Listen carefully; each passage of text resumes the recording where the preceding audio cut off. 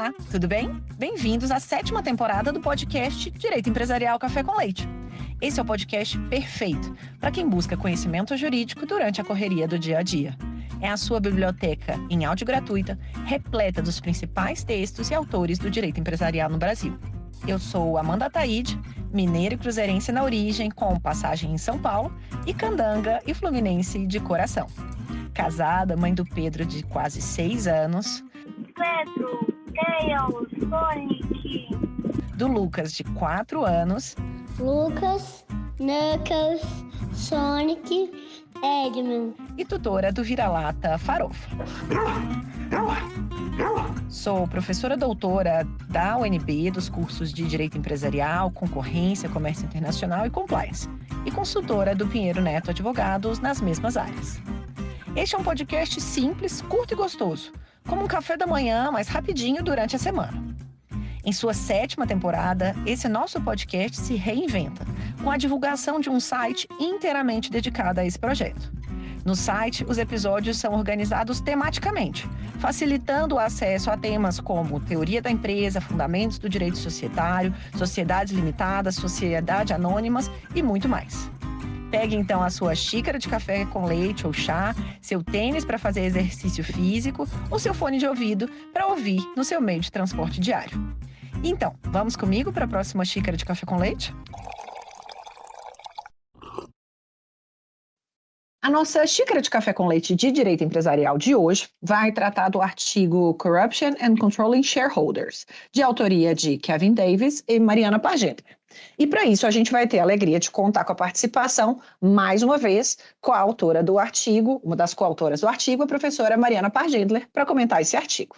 Vocês já conhecem, a professora Mariana já veio aqui no podcast algumas vezes. A professora Mariana Pargentler é professora da FGV São Paulo e coordenadora do Núcleo de Direito, Economia e Governança. Já foi professora visitante em uma série de universidades no exterior, Yale, Columbia, Stanford, Pensilvânia. Tem atuado como Global Professor of Law da NYU em Buenos Aires e agora está a caminho de Harvard como professora da Faculdade de Direito, que nos enche de orgulho. Ela é pesquisadora do membro da European Corporate Governance Institute e autora de uma série de artigos publicados tanto em português quanto em outras línguas, em especial em inglês. Professora Mariana, então, muito obrigada por ter aceitado o convite para participar mais uma vez do nosso podcast, antes da sua ida presencial aí para Harvard, e por apresentar de um modo simples, curto e gostoso esse tema de como que os acionistas controladores podem se relacionar com esquemas de corrupção. Amanda, que alegria estar com você de novo nesse podcast. Muito obrigada pelo convite. Então, vamos começar, professora, do jeito que a gente já começa sempre, para entender como que esse tema surgiu na sua vida, na sua linha de pesquisa. Por que você decidiu, então, escrever sobre esse artigo, sobre o envolvimento de acionistas controladores em escândalos de suborno, de corrupção, e como que surgiu a coautoria com o professor Kevin Davis? Bom, para mim, a temática de acionistas controladores e corrupção surgiu na minha mente como pergunta de pesquisa no contexto dos escândalos de corrupção do país da última década, sobretudo no contexto da Lava Jato, que sacudiu o cenário jurídico brasileiro. E para mim, o meu olhar era de direito societário. Eu tinha muita curiosidade em saber a anatomia societária da corrupção, como ela de fato se verificava dentro da estrutura de poder das companhias. E eu tinha também o privilégio de conviver com 2 acadêmicas maravilhosas na FGV, que se interessavam também pelo tema de corrupção, que é a Raquel Pimenta, professora, minha colega, e a Dalila Viol, doutoranda, era minha orientanda, que trabalhava no tema de compliance anticorrupção. Então, eram várias conversas que vinham surgindo, e dentro dessa investigação sobre a anatomia da corrupção, ficou muito claro a influência e a importância da figura do acionista controlador. Esse artigo foi um artigo em coautoria com o professor Kevin Davis, da NYU, com quem eu já tocava e venho tocando ainda um projeto sobre heterodoxia jurídica no sul global, e agora a gente está muito feliz nesse exato momento que estamos terminando nosso livro editado para mandar para uma editora. Mas como a gente vinha tendo essa colaboração muito profícua, aconteceu o seguinte: eu recebi um convite para participar de uma conferência sobre acionistas controladores na Universidade de Tel Aviv. Era uma conferência de professores muito renomados, e é uma temática que me interessa muito, essa dos acionistas controladores, mas para mim ficou claro, naquele momento, que eu não tinha nenhuma condição de tempo de fazer algo sozinha. Então, pensei no Kevin, diante da nossa parceria anterior, conversei com ele, e ele topou, então, escrever esse artigo. E eu acho que isso é interessante também de mencionar, porque muito também da criação acadêmica ela acaba sendo contingente. Você tem um convite, um produto, então essa é um pouco também a história desse artigo. Eu precisava de um parceiro, e foi um enorme privilégio para mim, porque o professor Kevin Davis, ele vem de um outro olhar. Ele é um dos maiores especialistas do mundo em direito de desenvolvimento e também na temática de corrupção. Então, foi uma parceria ligando esse tema da agenda anticorrupção com o olhar de governança corporativa. Essas parcerias acadêmicas me lembraram um meme. Eu sou ferrenha adepta dos memes em sala de aula para os alunos fixarem conteúdo, mas um meme que eu recebi semana passada, encaminhei para algumas pessoas, que é quando você convida alguém para ser seu coautor, é basicamente um convite falando "we should start a band". A gente está convidando alguém para montar uma banda juntos, assim. Então, certamente vocês formaram aí uma dupla de sucesso com esse artigo. Então, para a gente entender um pouquinho, né, sobre o artigo, o que vocês entenderam que seria esse facilitador, ou qual que é a motivação do envolvimento de acionistas controladores em esquemas de corrupção?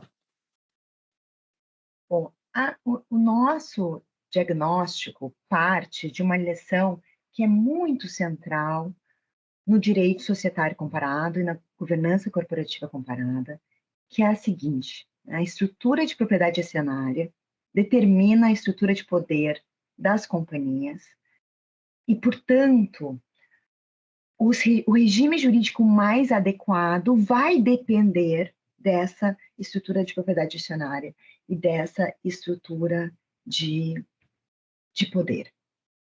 A gente sabe também dessa literatura de direito societário comparado que, na grande parte dos países do mundo e fora do mundo anglo-saxônico, e isso também é verdadeiro no Brasil, a grande maioria das companhias tem acionista controlador. E, no entanto, Amanda, e essa foi uma grande motivação para o artigo, boa parte da agenda anticorrupção, ela vem dos Estados Unidos, no qual o modelo paradigmático é de companhias que não têm acionista controlador. Isso gera, para o direito societário, sempre uma pergunta: em que medidas as regras, as propostas de boas práticas, elas são adequadas também para esse contexto diferente? Então, era essa, digamos, a motivação inicial do artigo.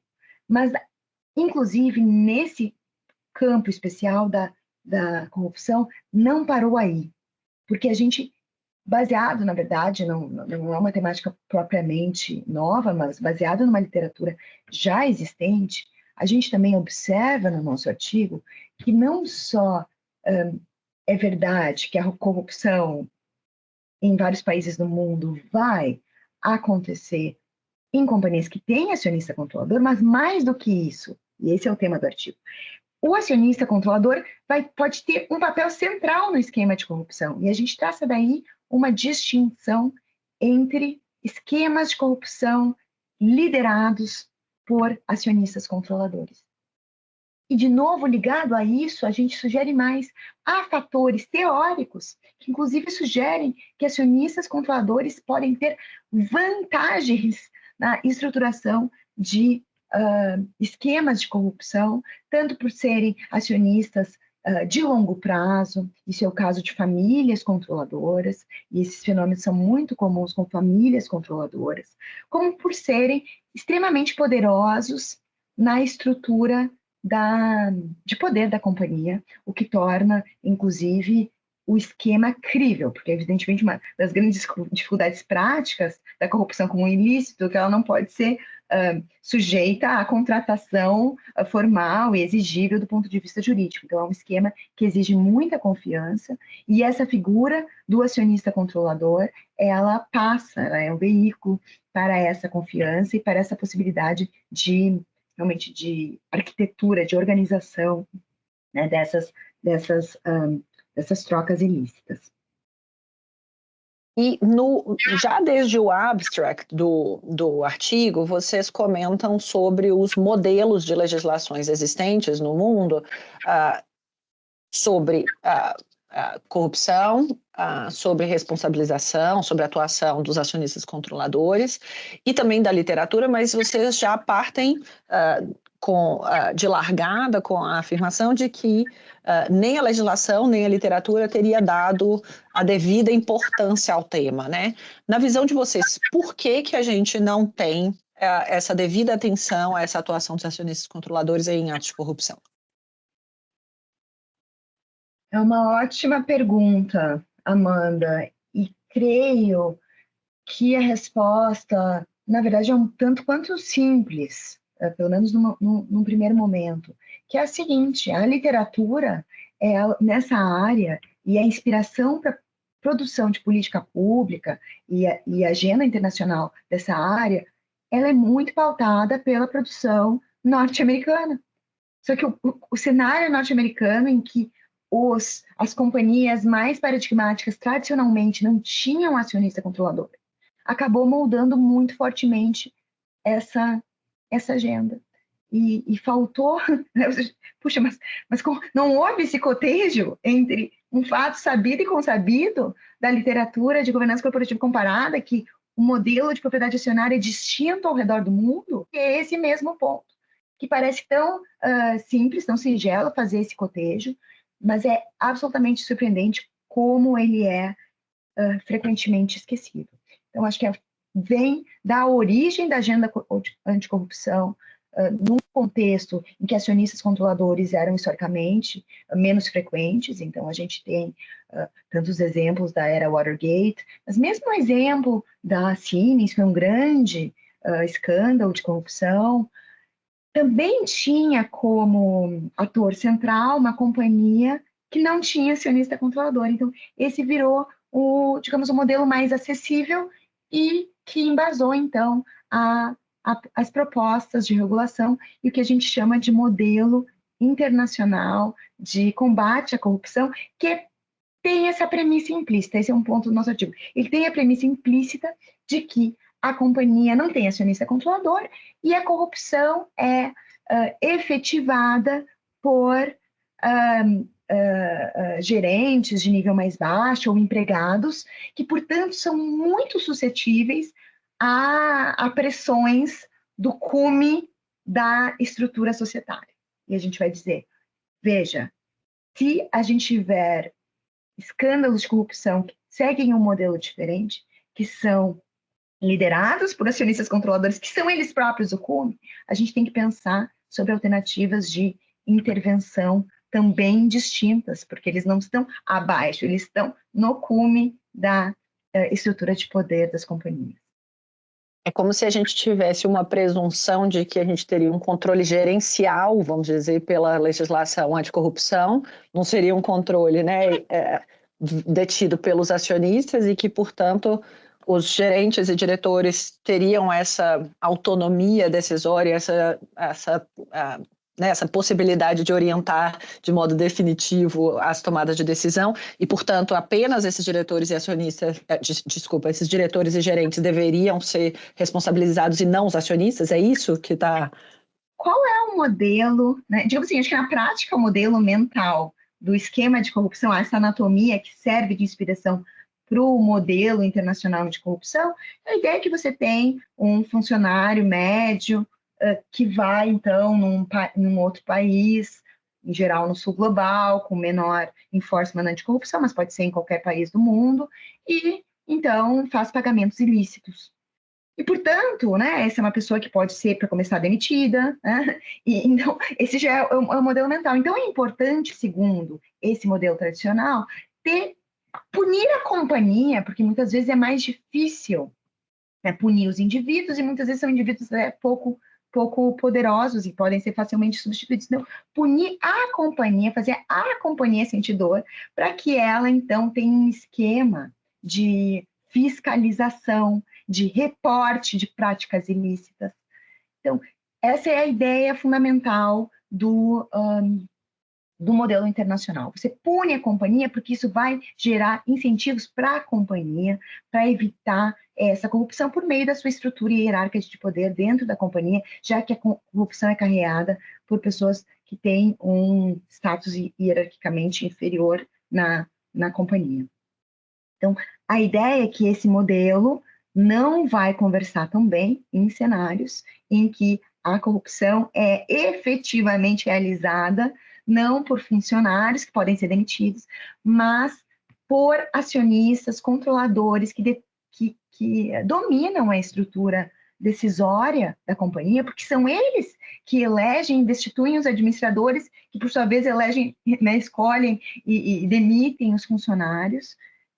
Então, essa estrutura anticorrupção, ela deve ser mais focada digamos, nos verdadeiros responsáveis que controlam esse esquema de corrupção quando acontece de ele ser liderado por acionistas controladores. Não é verdade que em toda a companhia controlada ele tem que ser liderado por acionistas controladores, mas o que a gente encontra, e isso foi muito inspirado pelo Kevin Davis, que tem muito gosto por trabalhos empíricos, ele sugeriu que nesse projeto a gente fosse olhar os padrões de enforcement, né, de ações sancionatórias nos Estados Unidos e no Brasil, para ver a proporção de casos que envolviam acionistas controladores e quais eram liderados por acionistas controladores. Desde antecipando nos achados empíricos do trabalho, que não nos surpreendeu, mas demonstra a importância desse olhar diferenciado, a verdade é que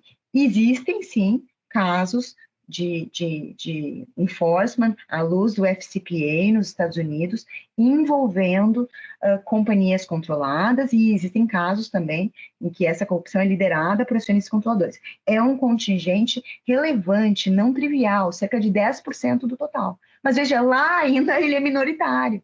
Mas quando a gente olha para o Brasil, a grande maioria dos casos de corrupção aqui que foram encontrados, há acusações de envolvimento direto dos acionistas controladores, o que, a nosso ver, justifica uma mudança de perspectiva relativamente aos remédios mais adequados para esse contexto diferente.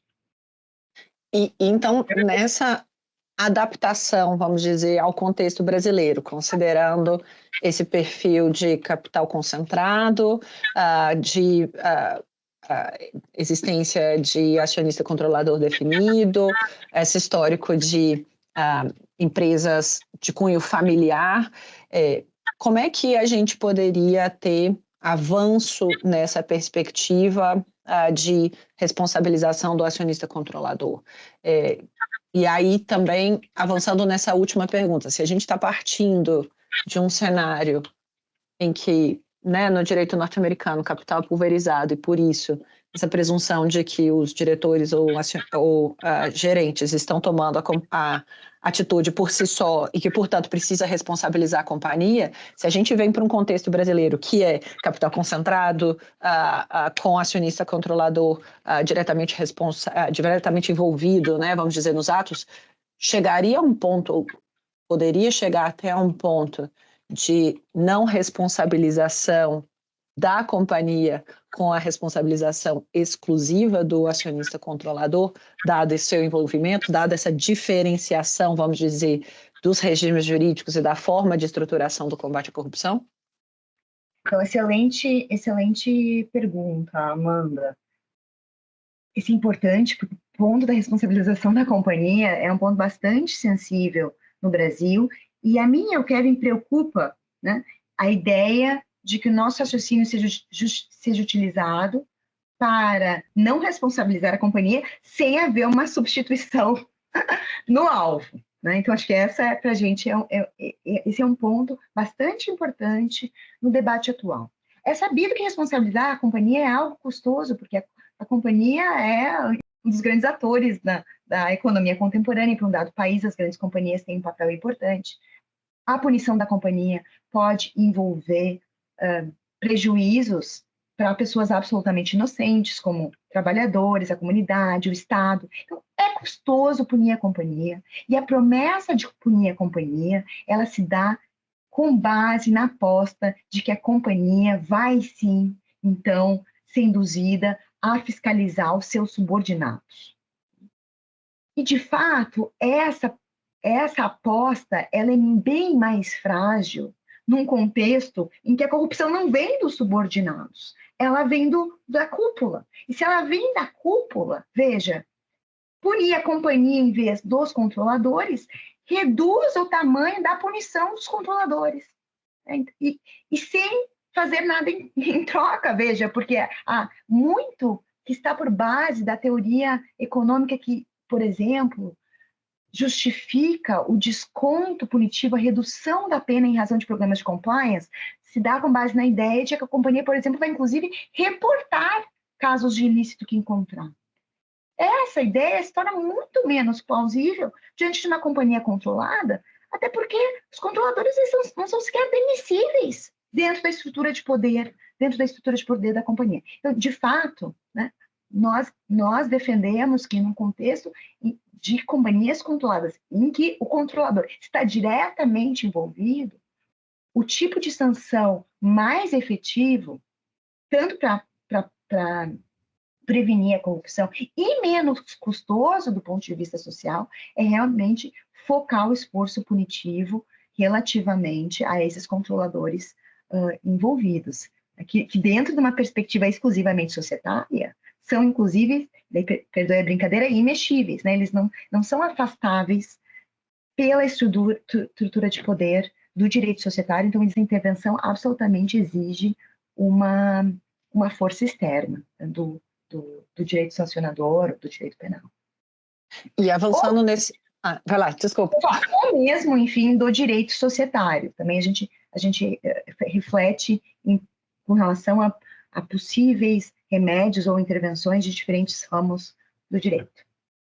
E avançando, né, justamente nesse ponto que você mencionou, a gente teria alguma diferenciação, pensando aqui, se o acionista controlador for também uma companhia, e diferenciação quando o acionista controlador forem pessoas físicas, qual que é a diferenciação vamos dizer, nesse enfoque do combate à corrupção nos acionistas controladores? Faz diferença ou não faz diferença? Bom, interessante essa sua pergunta. De modo geral, tá? Faz muita diferença se o controlador é pessoa natural ou é uma pessoa jurídica. Inclusive, a literatura de direito e economia tende a entender que o argumento relativamente à responsabilização do controlador pessoa jurídica, inclusive, é mais forte do que com relação ao controlador pessoa natural. Nesse projeto, em particular, contudo, quando a gente está falando é até interessante, porque até o próprio enfoque, eu acho que até reduz o tamanho, a extensão do problema que nós estamos examinando. A gente está focando, sobretudo, realmente em controladores pessoas naturais. Esse é o foco principal, porque diante dessa ideia, digamos, da anatomia da corrupção, enfim, as pessoas jurídicas agem mediante pessoas naturais, e de quem que a gente está falando, né? A corrupção está sendo efetivada com base exclusivamente em decisões de empregados, ou de administradores, ou ainda de acionistas controladores, pessoas naturais. Então, trabalho e cuida, sobretudo, desse cenário, que é até mais raro do que o segundo, e acho que é importante, sim, porque ele encontra, né, um alvo para essa responsabilidade, que é importante, tanto porque ele muitas vezes é detectado, né, às vezes há essa preocupação em companhias de controle difuso, em alguns casos a decisão pode ser muito difusa, né, a esse receio de bode expiatório com relação ao dado empregado.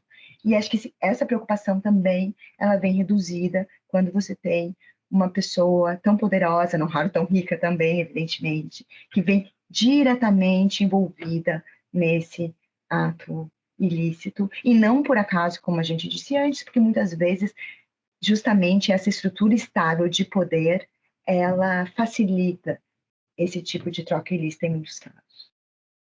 E para a gente concluir, então, você mencionou que vocês propõem alguns remédios, algumas possíveis soluções ou caminhos. Quais seriam elas? Bom, só primeiro que nada é politicamente fácil. A gente sabe que esses temas são altamente sensíveis.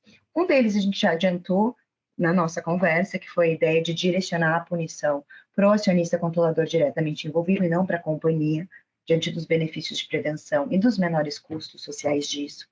Outras ideias, em vez de investir tanto na ideia de compliance, que funciona muito bem para baixo, mas não funciona bem para cima. O diretor de compliance não consegue demitir o acionista controlador. Seria, por exemplo, investir em elementos de promoção a whistleblowers que possam, então, ser incentivados a reportar diretamente, não à cúpula da empresa, mas diretamente às autoridades. Enquanto tudo isso não acontece, porque eu acho que isso também não é rápido nem imediato, então é também importante pensar o seguinte: o direito societário também pode ajudar. Da seguinte forma, né? Enquanto o aparato anticorrupção continuar responsabilizando as companhias, haveria mecanismos de direito societário de então buscar a responsabilidade do acionista controlador pelos danos causados à companhia, que é o famoso conceito das ações derivadas. No nosso país isso existe na lei, essa possibilidade, mas infelizmente nós sabemos que há uma deficiência, uma crise no chamado enforcement privado do direito societário no Brasil. Há inclusive um projeto de lei sendo discutido. Acho que essa temática é bastante importante, porque daí seria, mesmo na ausência de intervenções com base, né, nos órgãos públicos, nesse manejo da estratégia punitiva, esse efeito de punição e prevenção relativamente aos controladores também pode ser auxiliado, enquanto isso não acontece, pelo direito societário. Super interessante essas 3 soluções propostas no artigo. E sobre essa última, né, enquanto o regime ainda responsabiliza a companhia, propôs essa possibilidade das ações derivadas, eu remeto aqui ao episódio anterior da Stephanie Lara, dos episódios das temporadas anteriores, e uma dessa 7ª temporada com o Guilherme Setoguchi, especificamente sobre enforcement privado também. E eu acho que com isso a gente conclui o artigo, mas a gente tem uma pergunta final dessa 7ª temporada, se você se sentir confortável, que é uma indicação de literatura, fora do direito, se você puder indicar algum livro, algum que tenha te marcado ao longo da vida, e contar um pouquinho do porquê. Por que aquele personagem, aquela história te tocou? Conta um pouquinho pra gente. Ai, Amanda, sabe que eu acho que é difícil essa sua pergunta, porque sabe como é que é? Cada pessoa tem a sua fragilidade, e eu estou num momento da minha vida que até a minha filha de 10 anos fala para mim: mamãe, qual é o último livro que você leu? E eu falo alguns, eu falo: não, eu quero de literatura, ficção. Tá? E agora eu tenho lido alguns, mas eu acho que para relatar aqui para você, eu gostaria de selecionar um livro que eu li durante a faculdade, até por indicação da minha orientadora, a professora Judith Martins Costa. Na época, eu fazia uma pesquisa sobre punitive damages nos Estados Unidos, e ela falava: olha, é importante pensar melhor no aspecto mais amplo, talvez das mazelas da sociedade norte-americana, e ela me indicou o livro A Marca Humana, do Philip Roth, que é um livro bastante interessante. Até agora, recentemente, eu descobri que é um livro que foi, inclusive, inspirado num fato verídico, mas que mostra muito algo que até hoje em dia é mais atual, de às vezes palavras proferidas de uma forma infeliz geram acusações, cancelamentos, um drama enorme na vida pessoal, sendo que muitas vezes são palavras que são utilizadas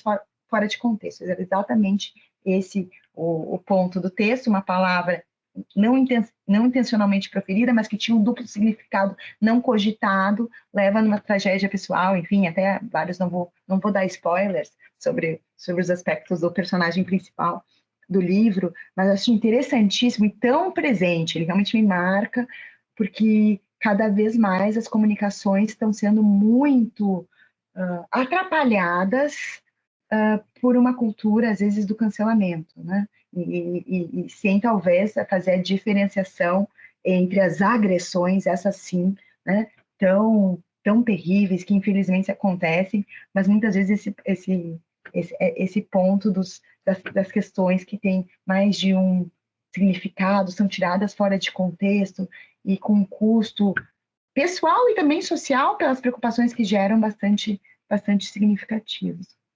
Agora, posso falar só mais um? Agora, claro. Meu nível, assim, né, mais pé no chão e sei que não vai impressionar minha filha, também não vai impressionar meu marido, mas eu tô lendo, no momento, a biografia do Elon Musk, né, que acho que não tem esse peso de alta literatura, até tem quem discuta o quão imparcial é a biografia, mas acho que como professor de direito societário é interessantíssimo. Até um dos pontos que mais me cativou, agora só para comentar, a literatura dele a biografia dele é quanto as leituras dele na juventude afetam a sua visão de mundo. Também tem um podcast muito bacana sobre o Muskism, de uma professora de história de Harvard, muito bacana também, que tem a mesma... Então, acho que é muito legal essa sua pergunta sobre as leituras, porque elas realmente... a ficção, né, ela não só inspirada pela realidade, mas ela também a afeta. Enfim, essa biografia é fascinante, porque ele é um acionista controlador da nova geração dos Estados Unidos. Hoje em dia, cada vez mais, agora só para fechar o ponto, acionista controlador não é só uma realidade brasileira, é também uma realidade internacional nas maiores companhias do mundo, inclusive as companhias de tecnologia, e a visão, então, interna dessas pessoas tem um impacto muito grande no mundo em que a gente vive. Muito legal. Já fiquei curiosa aqui para ler a biografia do Elon Musk, eu ainda não li. A última que eu li foi do Agassi. Eu sempre falo, cara, ler biografia é muito legal, da Viola Davis também. Então já fica aqui anotado o do Elon Musk. Com isso a gente conclui aqui o nosso podcast também, agradecendo mais uma vez pela sua presença, te desejando toda a sorte do mundo em Harvard, continue fazendo sucesso e a gente te aguarda para o próximo episódio aqui também. Obrigada. Muito obrigada pela oportunidade, Amanda. Até a próxima.